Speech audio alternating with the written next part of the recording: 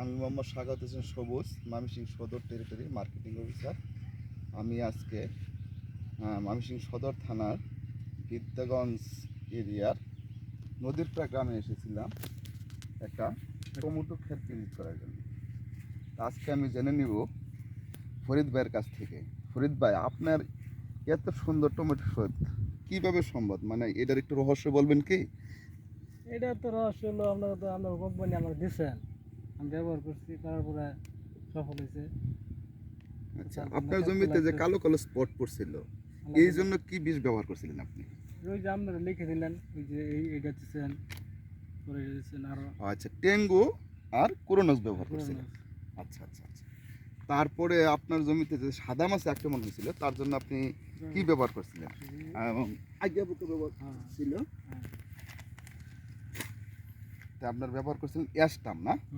আর কি করছিলেন? Bell expert, সাথে দিয়েছিলেন বুস্টাপ। দেওয়া থেকে আপনার জমিতে পোকা ছিল না? দেওয়ার পরে একদম পরিষ্কার হয়ে গেছিল না?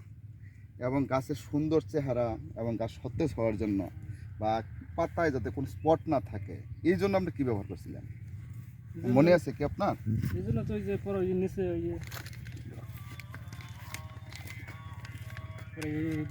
সেলটিমা এবং সুলোইসিল, এটি ব্যবহার করার ফলে আপনার ক্ষেত্রে কোনো প্রবলেম আর কালো দাগ বা কালো স্পট ছিল না, তাই না?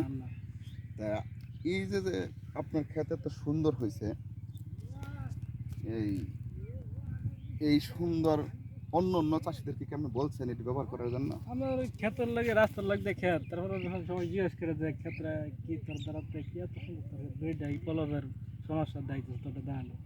আমি বললাম যে শ্যাম্পু কোম্পানি সবুজ ভাই আহে, সবুজ ভাইরে দেখাইছি প্রথম থেকে, বীজ দিয়েছি, দেওয়ার থেকে আমি ব্যবহার করতেছি। তা আপনাকে অসংখ্য ধন্যবাদ শ্যামকো কোম্পানির পক্ষ থেকে। আপনি কি ভবিষ্যতে শ্যামকোর পণ্য ব্যবহার করবেন? হ্যাঁ, আমি হারা জীবনই করছি। বীজ যেমন তো টমেটো আবাদ আছে, এই তো আমি করবো আল্লাহ বাঁচা থাকলে, আর এই তো আমার এই বীজ কোম্পানি চালাম।